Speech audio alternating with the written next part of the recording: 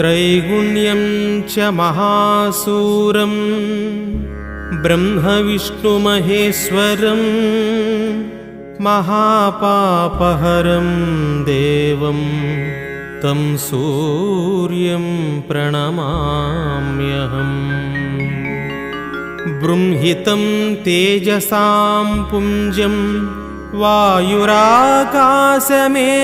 च प्रभुस्त्वं सर्वलोकानां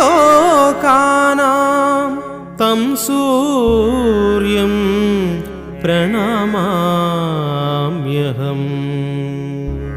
बन्धूकपुष्पसङ्काशं हारकुण्डलभूषितं एकचक्रधरं देवं तं सूर्यं प्रणमाम्यहम्।